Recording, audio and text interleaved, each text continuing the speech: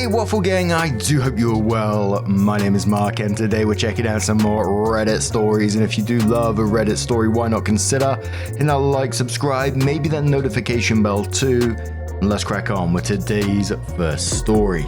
Much love guys. Now today's first story comes from Intrepid by 3152 from the Am I the Arsehole Here subreddit, and it says, Am I the arsehole here for telling my husband that I see him as a liability and not a partner?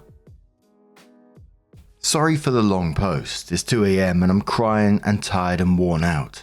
If I'm rambling, it's because I've held this in for so long, not wanting to burden friends or family with my marital troubles. I, 34 female, have been with my husband, 37 male, we call him Nathan, for 8 years. Ever since our daughter, 3 female, was born, I've been unable to trust Nathan with anything, no matter how small. Background context. When I was 19, after a semi-truck driver fell asleep at the wheel and turned my car into scrap metal with me inside it, I have enough metal holding me together that I light up a Christmas tree for TSA, and physically impaired with good days and bad days. I used a portion of my settlement check to buy a house outright and have it retrofit to accommodate my needs, as I'll eventually require a wheelchair. I work in software development, as it's fun and nobody cares if I work from bed on bad days. My husband has not worked in 5 years, which has been fine until our daughter was born. Between the settlement money, a paid off house and my salary, I enjoyed having him here with me. He contributed by handling most of the domestics. We pay for a weekly cleaner with monthly deep cleaning because it gave us more time together. Ever since our daughter was born, it was like a light switch turned off in his head. For our daughter, he would buy the wrong size diapers, not fully mixed bottles, put diapers on backwards, leave out pooped covered wipes, forget to latch cabinets. This past week, he has gone to the store 3 times because he keeps coming home with the wrong size socks and shoes for her. I eventually just ordered the right ones on Amazon. For me, he has tried to help me with my weekly pill organizer fill up and several times has spilled the contents of new medications all over the floor, then not seeing that he didn't get all of them off the floor. He's repeatedly brought me grapefruit juice to take my medications with. A huge no. He's repeatedly forgotten that I can't have dairy and puts milk in my coffee, or cheese on a burger. He has broken so many things of mine from being careless. He has shattered my laptop because it slipped out of his hand when he tried to pack it up for a trip, even after I said I would pack my own electronics. We've lost so many spoons and forks at a disposal. He tried to replace the head gasket in my car and overtalked the engine bolt, which shattered inside the block, and 2 different shops said they couldn't repair it. We ended up getting a new vehicle because a replacement engine would have cost $11,000. A week later, he crashed the new car into the garage door because he thought he'd press the brakes, not accelerator. He wanted to do TikToks and streaming as a hobby. I supported him initially, but I quickly noticed a pattern. Anything regarding our daughter or me, he was sloppy and careless. He never whooped his own stuff. He would build entire sets to stream or make videos with, leave the garage and leave his brain in the garage. It came to a head 4 nights ago. He streamed himself building a new set piece, 9 hours straight. Meanwhile, I worked, clocked out early to pick up our daughter from summer camp, cooked and fed both of us, got her ready for bed. He came out to help put her to bed. I let him know that I needed to get some work done and would be in my office, and I asked him to take the trash out. He says he will. 2 hours later, I left my office and the house felt really warm. He'd taken the trash out but left our front door partially open, and was back in the garage with his game volume really loud. I panicked since our daughter is able to get out of bed, and thankfully she was sound asleep, but she could have easily toddled right out of the house and he wouldn't have noticed. Then I noticed a stovetop burner was on, with a small pot on it with nothing inside. I didn't use the stove for cooking that night. I popped my head into the garage and said, "Hey, I need you for a minute." I informed him of the door situation and he responds, "I thought I locked it." We checked the camera and no, he did not. I asked about the burner being on and he said he was planning to make ramen and forgot. He pulled a still hot pot off the burner and put it straight in the sink on top of our daughter's favorite plastic plate, which is now ruined. I'll admit, I overreacted and screamed, "What are you doing?" He realized what he'd done and pulls the pot off our daughter's plate and straight onto the countertop. I grab it quickly and run it under water to cool it down. I tell him I can't tonight. I can't deal with him. I'm taking my meds and going to sleep. He gets a cup from the cupboard and sets it straight onto the burner that had been on. I hit my limit. I started crying. He kept saying that it's fine, things happen, it was just an accident. He's had a rough day from streaming, he's just tired. Why am I crying? It's just a cup, we can replace it. The anger hit and I said, it's because I have a liability and not a partner. He said, what the fuck does that mean? I screamed that it's because I can't trust him to do anything, that I'm always having to watch him like a child, always having to bear the costs of his mistakes, that every time I get careless and think I can trust him to be an adult, I'm always the one getting fucked over. I then said, I can't see you as a partner anymore. You're just another liability in my checkbook. He immediately stormed out of the kitchen and went to bed. I called my mum and told her what happened. She thinks it's just stressed and offered to take our daughter for a week so we could figure this out without our daughter seeing it. She says it was an arsehole thing to call my husband a liability. In the morning I told my husband that my mum would pick up our daughter from summer camp and offered to watch her for a week. He said okay, and that's the only interaction we've had since. He spends all day in the garage playing games with his friends, making TikToks and streaming.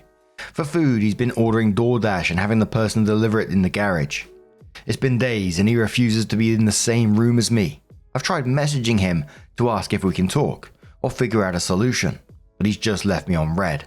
If I pop into the garage, he ignores me but apologizes to his friends or viewers for the interruption, and Geek unmutes his mic when the noise stops. Before the blow up, I've asked if there was something going on. I tried to gently respond every time he screwed up so our daughter didn't associate mistake to anger. I asked him to schedule with a doctor to see if something was going wrong medically. He always said I was overreacting, people make mistakes, and didn't see an issue, even when the same mistakes kept happening.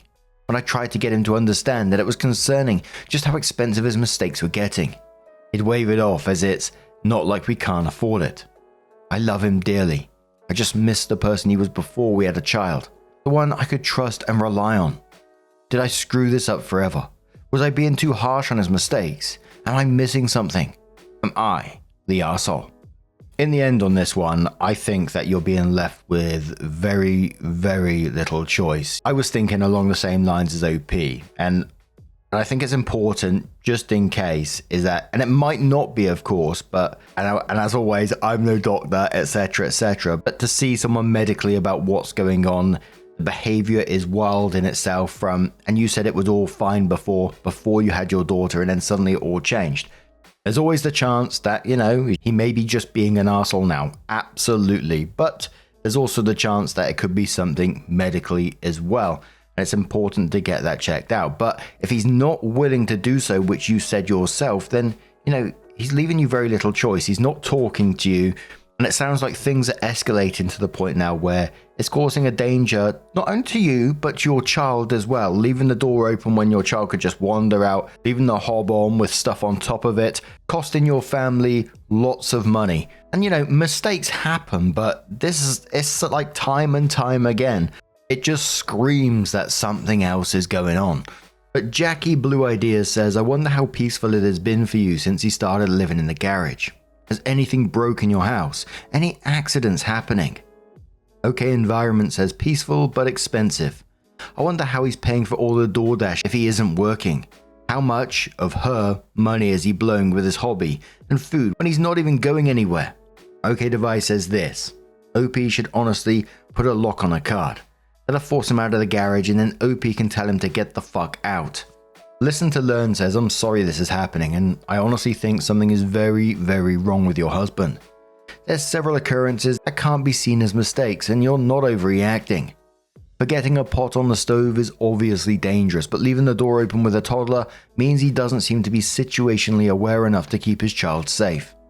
It's not just the same mistakes over and over again. It's the fact that the consequences are getting worse and worse that can't be minimized and ignored. He really shouldn't be driving anything, nor should your toddler be left alone with him.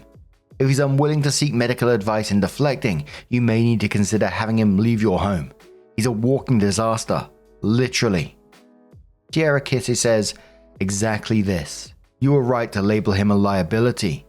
In the show Why Women Kill, a toddler does in fact die because she was able to leave the confines of her yard and got hit by a car. The husband's mistress left the gate unlatched in her haste to escape. But the husband gaslit his wife for years, insisting she must not have closed the gate properly and therefore it's her fault their daughter died. But I digress. You don't want to get to the stage where his mistake leads to your daughter getting hurt, or yourself. The fact that he refuses to take it seriously and not self-reflect is fuel to the fire. I'm not going to tell you to leave because it's your house. Kick this deadweight out of your life, not the arsehole. So then OP comes back in with her update and says sorry for not being so responsive. Thank you to everyone who gave feedback and suggestions and all of the messages. It's been a week. Before I get into the update, going to answer some repeated questions. Why does my husband not work? He can easily find employment, but we both agreed that the pay was never worth the toxic environment of his field unless he wanted to start his own business, which he did not. He worked in home repair and renovation. It was gross how his co-workers spoke of and treated women, female customers and co-workers alike. He saw many female co-workers be sexually harassed into quitting. He hated how gross it made him feel when sales and adjusters would take advantage of women. Yes, selling inferior and unnecessary services at a premium is a thing. If he said anything, his hours would get cut until he left. He left one job on the first day because his boss left a screaming voicemail for not selling a refrigerant service to a young black couple who didn't even need refrigerant. Yes, he's got documentation and reported multiple employers to the state labor board and checked back. Nothing was ever done to our knowledge. He also tried a factory job and a warehouse since leaving the trades. Both heavily penalized him for needing scheduled time off for my medical needs. There's no worker protection here for any of that until FMLA, unpaid, which takes a year to be eligible for. Yes, it is a privilege to walk away from a paying job with your middle fingers held high. I've done the same many times, but I'm happy where I am right now because it's the opposite of toxic. I'm thriving and our company has no penalty, unlimited paid sick/medical leave policy that is strictly enforced at all levels of management. Any lead who penalizes people for taking leave gets sacked. A unicorn of a company. Add in a child and short of finding another unicorn employer who won't penalize him for needing time off for me or our daughter, such as when daycare closed for a week due to an RSV outbreak, puts him out of the workforce until either I stop working or our child is old enough to not need consistent monitoring. Last reason for this dynamic is that although I'm disabled, my job pays almost double the highest salary he's ever had, with no reduction in pay for needing time off. It doesn't make financial sense for us to switch who the working partner is. 2. Does my husband have a large following or make money from streaming and TikTok? No. His lives have an average of 6 viewers, and his Twitch has 3 followers. When we did our taxes, he didn't get a 1099 and he showed me that he got all of $6 from TikTok live gifts. Nothing from Twitch. His viewer counts are about the same as end of last year. 3. Why do we still have a weekly housekeeper and have our daughter in summer camp and part-time daycare? I hate the dynamic of one spouse working a single job for 40 hours a week while the other juggles simultaneous domestic duties, child rearing, care, enrichment, socialization, and essentially being on call 24/7. I would not want those expectations of me and couldn't fathom putting all of it on someone I love and cherish. If my husband did all of the activities and field trips that daycare did, his evenings and weekends would be taken up by domestic duties that I would physically struggle with assisting. The weekly housekeeper helps prevent deferred cleaning paralysis, where small missed things piled up into unwieldy monster tasks and struggling with where to start. The monthly deep clean and organization has been a world of self-care as we navigated to having an infant and the transition from infant to toddler. Edit to add, our daughter started at the part-time daycare when she turned 3. Before then, my partner was the primary caretaker, which made the weekly housekeeping that much more helpful in not letting things fall to disarray. 4. The allowance thing. Yes, I wanted a dynamic where my husband had his own money, even if he was not working a paying job. Maybe I've been on social media too long, but I've read so many stories of non-working spouses, albeit mostly women, being financially abused or unable to leave marriages because they did not have access to money they could save up in private. Should I have stopped it sooner when our dynamic became too unbalanced? Yes, I own that. 5. As for what happens if or when we divorce. The house and settlement balance is in a trust completely separated, and as far as my lawyer can tell, out of his reach. Alimony would be up for a judge to decide, but between my documentation, that his licenses and certs aren't expired, plus my continual medical costs, there's a good chance of not being obligated. Hopefully that answers most or all of the background related questions. On to the update. Friday, I finished work to the smell of food being cooked. My husband was plating dinner on the table when I left my office. He said he wanted to talk over dinner. Some people had given me a heads up that my story was on multiple TikToks, and I'm grateful because it meant being prepared for the possibility he would see it, which I have feelings about my post being used for content on the very platform my child and I have been neglected for. Not good ones. He did see one. He asked if it was me and I told him the truth. Yes, I wrote it. Yes, that's how I feel. And yes, I read the comments on Reddit. And no, I won't delete or change how I write about him just because I know he can see it. I didn't know how to describe his reaction, but he said he'd spent the last day reflecting on just how bad it could be, for so many medical diagnosis suggestions be given as reason and justification. He did say that he's not ADHD. His mum was addicted to opioids and Ritalin when he was a kid, and she tried to get numerous doctors to have him diagnosed ADHD. She had him believing he was, so he also sought out 2 opinions once he was an adult. He didn't learn about her addiction until his mid-20s. He did seek therapy once he was aware that his mum was trying to use him for pills. He said he was willing to see a psychiatrist one more time, but he didn't think he's ADHD or autistic at all. He does think he might be depressed though. If not depressed, he will ask about some of the other medical suggestions, if it will ease my worry or rule out a major problem. He did sound genuine in this, but something he said is sticking with me. He said it jokingly and apologized as soon as he saw the hurt in my eyes. That everyone saying there's something wrong in his brain must be onto something since he chose to love and marry someone medically fragile, knowing our life together would be anything but normal. He did also admit that the night he left the door open, the pot on, ruined our child's favorite dish and a cup. He drank a little too much on his stream and would monitor that more closely. He said the last few nights he'd been filling his wine bottle with grape juice so it looked like he was a jolly drinking Viking, but he was actually sober. He said he would keep that going. After dinner, we went out and he surprised me with seeing the new Deadpool movie. We didn't go to our normal theatre because he looked up what each theatre had for limited edition popcorn buckets. I now have the baby Deadpool one that holds popcorn and a drink. We spent the next day going over the extent of how much our family dynamic changed for the worse, how the little things have added up, how I see change as a part of an apology. If you verbally apologize but repeatedly do the same thing, the apology words are worthless to me, and that he didn't recognize just how frequently he was making the same and similar oopsies. Sunday, we spent talking over short and long term, what needs to change immediately, him scheduling his own doctor appointments, timelines for expectations. He agreed that replacing or fixing things he caused will no longer come out of our expense account. He will pay from his allowance account, which we talked about. I did turn deposits back on, but only for $50 per paycheck. He suggested we keep it that way until he's paid back the cost of repairing the garage and car from earlier this year. He said it will take him far longer to undo the cost of destroying the engine to my last vehicle, but that he's going to step up and find ways to make it right. Just so you know. Yes, I see the red flags. Love bombing, not knowing how frequently despite repeated talks, thinking verbal apologies are the final step in apologizing, and not understanding that repeatedly doing the same problem thing is the same as never apologizing. And yes, I know he will read this. He'll actually think this is resolved and we'll come out of this as a perfect married couple who stays together until one of us croaks. Not really. Full offense to husband for now. Is it a potential resolution? Maybe, but my husband is fully aware that he has a lot to make up for, a lot to fix, and a tight schedule to make it happen.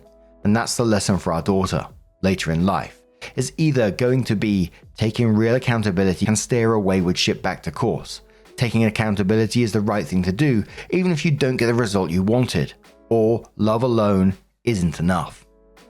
TLDR, wow, this sucks. I suck for letting it get this far. My husband sucks for what he's put us through. Life owes me a dinner date if it's gonna F me so hard. But there's a potential path forward that doesn't involve divorce, and sometimes involves divorce. Edit to add, he finally read the post, so please read between the lines to what I'm actually saying. Last 4 words of the previous 4 paragraphs, if not obvious. So a commenter says to OP, so he was breaking shit because he was drunk. Why is the solution to being drunk filling his wine bottle with grape juice? Is the wine consumption integral to his 7 online followers? Fancy Marla says, and yet not drunk enough to break his stuff. Always hers. Funny that. Ophelia Diamond says the sheer volume of red flags in your situation is like a parade on the 4th of July. Impossible to ignore. It's commendable that you're handling this with such persistence and clarity, focusing first on his health, but the bottom line still looms. Responsibility and partnership must follow. His unemployment paired with a lukewarm streaming hobby is cause for concern. It's not merely about bringing in money. It's about contributing to the household, emotional and physical well-being in a meaningful way. And another commenter says you're absolutely right. The red flags are impossible to ignore. It's great that OP's husband is willing to seek help and make changes, but actions speak louder than words. If he doesn't follow through with real, tangible changes, all the promises in the world won't matter. Being a partner means more than just being physically present. It means actively participating in the relationship and the responsibilities that come with it. OP deserves a partner who pulls their weight and truly supports her and their child, not just someone who promises to do better. And the final comment says, I think you would find that if you separated, he would manage to find a way to keep a job. And people were talking about OP's edit about where they said, he finally read the post, so please read between the lines to what I'm actually saying, and it's the last 4 words of the previous 4 paragraphs, if it's not obvious. And it's just so you know, I know he will read this, love alone isn't enough, and sometimes involves divorce. And it just kind of felt like when he did see the post on TikTok or social media, wherever, that he just panicked and said like, shit, I best cook something and say some nice words here to get me out of this sticky situation. And it's like OP said, actions mean louder than words. You can say sorry all you like, but it's not going to change anything unless you change your behaviours. It sounded like from what OP was saying with those last 4 words of each paragraph that OP is getting out of that situation. And many of the comments are just saying red flags all around, nothing's going to change. But what do you guys make of this one? Let us know your thoughts down in the comments below. Just a huge thank you from the bottom of my heart for being here today, getting involved in today's stories. Your love, your support, your time always means the absolute world to me. So thank you so much for being involved, and hopefully I'll see you in the next one. Take care and much love.